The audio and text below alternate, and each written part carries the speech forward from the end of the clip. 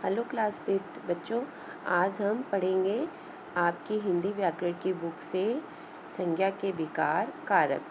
तो चलिए आप अपनी व्याकरण बुक निकालिए और ओपन करिए पेज नंबर 55। कारक। बच्चों देखिए यहाँ पर कुछ वाक्य लिखे हुए हैं। माली ने बाग में लगे फूलों को पानी दिया। तो यहाँ पर जो रंगीन शब्द है ने में को, अगर हम इसे हटा दें और ऐसे पढ़ें माली बाग लगे फूलों पानी दिया, तो इसका कुछ संबंध समझ में नहीं आ रहा है कि वाक्य का किससे क्या संबंध है। तो वाक्य में जो शब्द प्रयुक्त होते हैं वो आपस में एक दूसरे से संबद्ध होते हैं, और अगर ये असंबद्ध हो जाएं तो इनका अर्थ भी उलझ जाता है और ये निरर्थक हो जाते हैं। तो इनकी सार्थकता को लाने के लिए ही कारक का प्रयोग किया जाता है। जैसे कि ये जो ने में को, जब ये लगा दिया तो इसमें कर्ता का संबंध जो वाक्य में और शब्द है उनसे पता चल जाता है। नहीं तो अगर इनको नहीं लगाएंगे तो पता ही नहीं चलेगा कि वाक्य क्या है, ये बिल्कुल निरर्थक वाक्य हो जाएगा। तो माली ने बाग में लगे फूलों को पानी दिया। फिर दूसरा है लड़का मेज पर चाकू से सेब काट रहा है। तो इसमें भी अपर और से की वजह से समझ में आया कि लड़का क्या काम कर रहा है ना। तो ये जो कारक होते हैं वो वाक्य में आपस में जो शब्द प्रयुक्त होते हैं उनका संबंध बताते हैं। तो संज्ञा या सर्वनाम के जिस रूप से उसका संबंध क्रिया के साथ पता चलता है उसे कारक कहते हैं। संज्ञा या सर्वनाम के जिस रूप से उसका संबंध क्रिया के साथ पता चलता है उसे कारक कहते हैं। कारक है जो वो संबंध बताता है, वाक्य में जो शब्द होते हैं उनका संबंध बताता है। और कारक का ये जो चिन्ह है ने में को, इसे क्या कहते हैं? इसे विभक्ति या परसर्ग कहते हैं। तो चलिए देखिए कारक के कितने भेद हैं। कारक के 8 भेद हैं। कर्ता कारक, कर्म कारक, करण, संप्रदान, अपादान, संबंध, अधिकरण और संबोधन। बच्चों इनका चिन्ह भी है। ने को, ये चिन्ह आपको याद कर लेना है।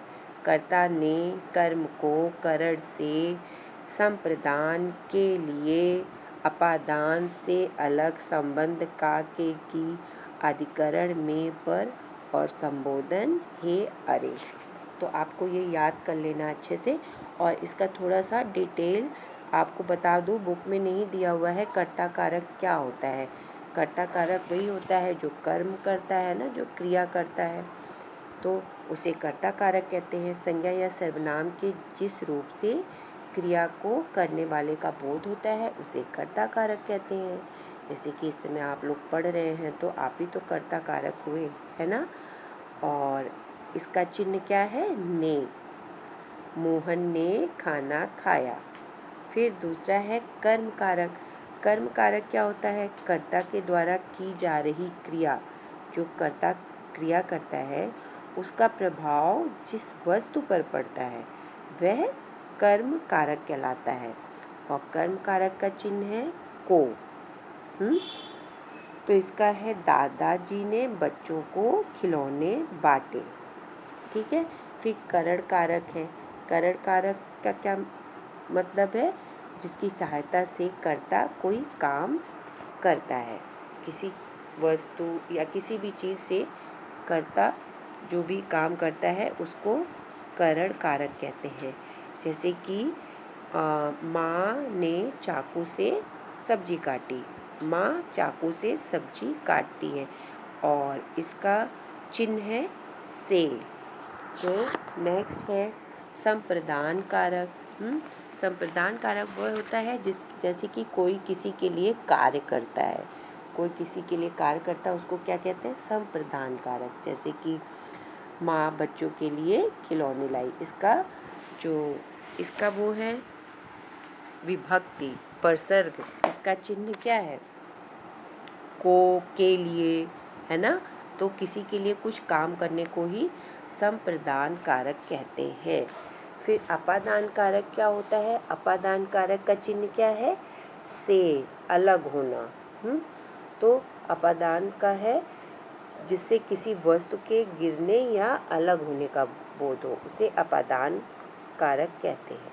जैसे कि वृक्ष से फल गिरते हैं, बिल्ली छत से कूदी, तो बिल्ली छत से अलग हो गई ना, कूदी, तो ये होता है अपादान कारक। संबंध कारक किसे कहते हैं? संबंध कारक तो दो व्यक्तियों और वस्तुओं के बीच के संबंध को बताता है, उसे संबंध कारक कहते हैं। और इसका चिन्ह है का, की और के। और जैसे कि श्री कृष्ण का मित्र आया है। ठीक है बच्चों, संबंध कारक में दो वस्तुओं या व्यक्तियों के संबंध को बताया जाता है। और फिर नेक्स्ट है अधिकरण कारक। अधिकरण कारक क्या होता है? संज्ञा के जिस रूप से क्रिया के आधार का बोध हो।